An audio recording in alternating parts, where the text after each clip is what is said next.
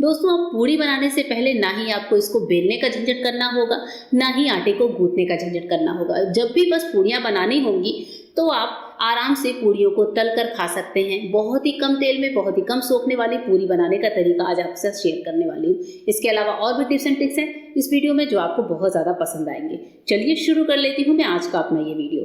तो दोस्तों, हमारी आज की जो सबसे पहली टिप है, कभी कभी ऐसा होता है रोटी बनाने के बाद तवा हमारा हल्का सा गर्म होता है। अब ये जो गर्म तवा होता है इसका इस्तेमाल हम कैसे कर सकते हैं। जैसे मैं यहाँ पर जो सूखा आटा रखती हूँ परथन के लिए, रोटी को जिसको लगाकर हम बेलते हैं, जिस सूखे आटे को, उसको हम लोग परोथन बेल बोलते हैं। तो ये जो सूखा आटा होता है इसको अगर हम हल्का सा रोस्ट कर लें इसी गर्म तवे पर, आपको अलग से गैस जलाने की जरूरत नहीं है। सिर्फ आपको इस गर्म तवे पर इस सूखे आटे को हल्के हल्के से, जब तक इस तवे पर गर्मी है, रोस्ट कर लीजिए। रोस्ट करने के बाद इस आटे को निकाल कर आप डब्बे में भर लीजिए। आप देखेंगे दोस्तों कि इसके कितने सारे फायदे हैं। मैं अभी आगे की वीडियो में आपको इसके फायदे बताने वाली हूँ कि इस आटे को हम रोस्ट क्यों कर रहे हैं। आपने देखा होगा अमूमन हम नॉर्मल आटा ही इस्तेमाल करते हैं, लेकिन आज के बाद इस टिप को देखने के बाद आप जो है हमेशा हल्का रोस्टेड आटा ही सूखे आटे में इस्तेमाल करेंगे। मैं क्या करती हूँ, सूखे आटे को अलग डब्बे में रखती हूँ और जो आटा इस्तेमाल करती हूँ रोटी बनाने के लिए, उस आटे को मैं वापस आटे के ड्रम में नहीं डालती हूँ। यहाँ पर मैंने सूखे आटे को जो रोस्ट किया था उसको डाल लिया है डब्बे में, तो हल्का ठंडा करके मैंने डाल लिया है। अब इस आटे का इस्तेमाल हम कैसे करेंगे। जब भी हम रोटियां बेलते हैं तो आप देखते होंगे कि अगर कभी आटा वगैरह गीला हो जाता है तो हमें बहुत ज़्यादा परथन लगाने की ज़रूरत पड़ती है। लेकिन हमारा ये जो रोस्टेड परथन होता है, रोस्टेड किया हुआ सूखा आटा, इसको लेने के बाद आप देखेंगे कि ना ही बहुत ज़्यादा सूखा आटा लगाने की ज़रूरत है और ना ही रोटियों में आप 2 से 3 बार एक लोई में सूखा आटा लगाएंगे। इसके अलावा इस टाइप की रोटियां जब हम बेल कर और इन रोटियों को सेकते हैं तो रोटियां काली नहीं पड़ती, ना ही रोटियों में सूखे आटे को हमें झाड़ना पड़ता है। ये देखिए, आप मेरे हाथों में रोटी देख रहे हैं, रोटी में एक बार भी परथन का अंश नहीं दिख रहा है, ना ही कोई सूखा आटा दिख रहा है। तो इस तरह से रोस्ट करने से हम अपनी रोटियों को एकदम वाइट बना सकते हैं। बढ़ते हैं नेक्स्ट टिप की तरफ। जब मैं आपको बताने वाली हूँ कि कैसे पूरियाँ हम जब हमें तलना हो उससे पहले ना ही आपको पूरी के आटे लगाने की दिक्कत होगी, ना ही आपको पूरी बेलने की झंझट होगी। दोस्तों, इसके लिए जैसे कभी ऐसा होता है कि हमें एकदम मॉर्निंग कहीं निकलना है, हमें अपने साथ गर्मा गर्म पूड़ियाँ बना कर ले जानी है। ये काम आपको 1 से 2 दिन पहले या फिर आप 3 से 4 दिन पहले भी कर सकते हैं। पर मैं यही कहूँगी कि आप ज़्यादा से ज़्यादा 24 घंटा पहले ही ये काम करिए, क्योंकि गर्मियों के दिन हैं और फ्रिज में रखी हुई चीज़ें हमें कब नुकसान कर जाए हमें पता नहीं होता है। इसके लिए जैसे भी आप पूरी का आटा लगाते हैं वैसे लगा लीजिए। उसके बाद से पूरियों को बेल कर हल्के से गर्म तवे पर जैसे हम रोटी सेकते हैं वैसे ही आपको सेकना है। रोटी नहीं सेकना है दोस्तों। यहाँ पर आप देख रहे हैं पूरियों को मैं कितना सेक रही हूँ। दोनों साइड से उलट पलट कर हल्का हल्का सा इनको सेकना है। हल्का इतना ही जितने में कि अगर हम इनको एक साथ रखें तो ये चिपकने ना पाए।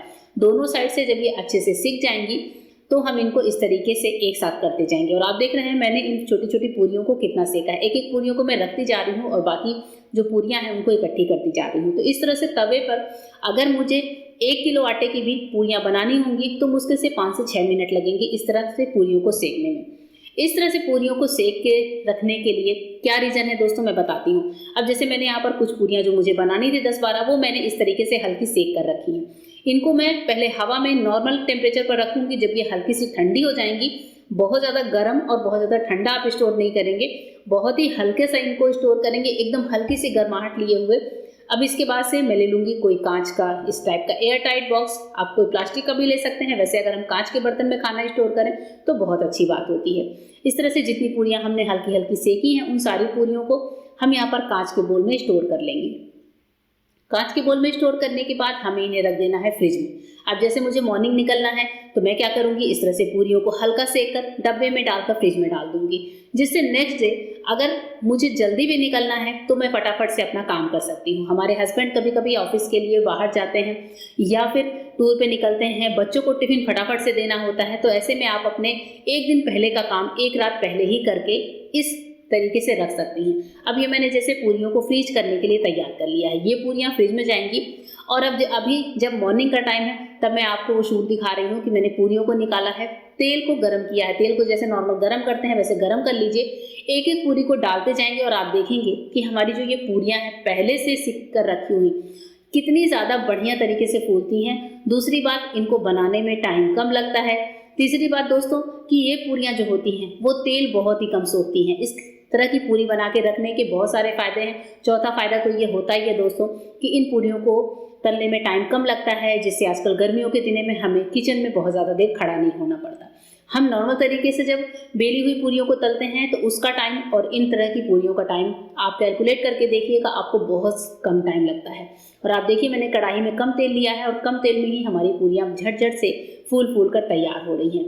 मैं यहाँ पर वही सारी पूरियों को तल रही हूँ जो मैंने आपको सेक कर दिखाई थी। इस तरह से पूरियों को सेक कर रखने से इन पर जो है अलग तरह से जो एक तेल सोखती हैं पूरियाँ खाते वक्त, हमें लगता है कि पूरियों में तेल आ रहा है, वो जो चीज़ होती है उसकी फीलिंग आपको कभी नहीं आएगी। पूरियाँ आपको बिल्कुल सूखी सी लगेंगी और इनको आप पैक करके रख लीजिए, सफ़र में लेके जाइए या फिर घर में नाश्ते में बनाइए, जैसे चाहें उस तरीके से इन पूरियों को आप खा सकते हैं। ये देखिए यहाँ पर मैंने पूरियों को बहुत अच्छे से तल कर रख लिया है। जितनी पूरियाँ मैंने सेकी थी मैंने एक बार में सारी तल ली हैं और तो आप देख रहे हैं कि तेल अंश मात्र भी इन पूरियों पर नहीं दिख रहा है, कितनी सूखी दिख रही हैं और सारी पूरी फूली हुई है। तो इस तरीके से दोस्तों आप भी जो है पूरी बनाने का ये तरीका अपना सकते हैं और अपने काम को आसान बना सकते हैं। बढ़ते हैं नेक्स्ट टिप की तरफ। नेक्स्ट टिप में है मिक्सी के जार को लेकर। मिक्सी के जार में कभी कभी मसालों की बहुत ज़्यादा स्मेल आती है। हम इसमें लहसुन प्याज पीसते हैं, कुछ खड़े मसाले पीसते हैं और ऐसे टाइम पर मिक्सी के जार को जब यूज़ करने के लिए हम नेक्स्ट टाइम के लिए निकालते हैं तो इसमें एक मसालों की स्मेल होती है। अगर हमें इसमें कोई चीनी वगैरह पीसनी है तो मसालों की पूरी स्मेल चीनी में या फिर किसी और तरीके के मसालों में आ जाती है। ऐसे टाइम पर मिक्सी के जार की स्मेल निकालने के लिए एक छोटा सा उपाय है कि जब भी आप रोटियां बनाएं, आपका तवा हल्का सा गर्म हो तो आपको गैस जलाने की ज़रूरत नहीं है। सिर्फ आपके गर्म तवे पर आपको मिक्सी के जार को पलट कर रख देना है।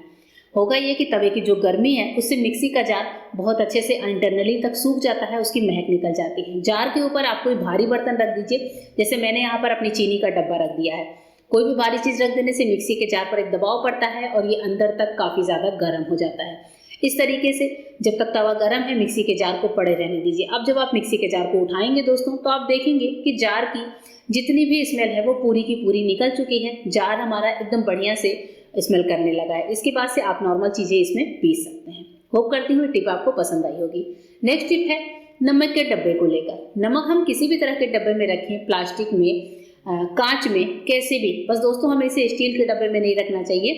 तो जब भी हम नमक को स्टोर करते हैं तो आपने देखा होगा नमक में हम एक चम्मच जरूर डालते हैं।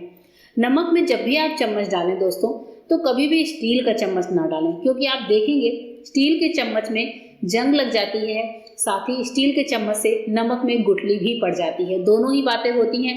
हमारा स्टील का चम्मच खराब हो जाता है नमक की वजह से। नमक जो है धीरे धीरे करके स्टील को काटने लगता है। इसमें एक नमी सी जमती है जो पूरे चम्मच को खराब कर देती है। जब भी आपको नमक के डिब्बे में कोई स्पून डालना हो तो आप या तो वुडन यूज़ करें या फिर प्लास्टिक के स्पून यूज़ करें। तो जैसे मैंने भी यहाँ पर वुडन स्पून रखे हुए हैं तो कभी मैं वुडन स्पून डालती हूँ, कभी प्लास्टिक के स्पून डालती हूँ। इससे क्या होगा, नमक में नमी भी नहीं लगेगी, हमारे चम्मच भी खराब नहीं होंगे, साथ ही जो है नमक में डली भी नहीं पड़ती है। कई सारे फायदे होते हैं। होप करती हूँ आज की वीडियो आपको पसंद आई होगी और वीडियो पसंद आए तो चैनल को सब्सक्राइब करिएगा, वीडियो को लाइक करिएगा। फिर मिलूंगी मेरे नए वीडियो में, तब तक के लिए गुड बाय। Thank you.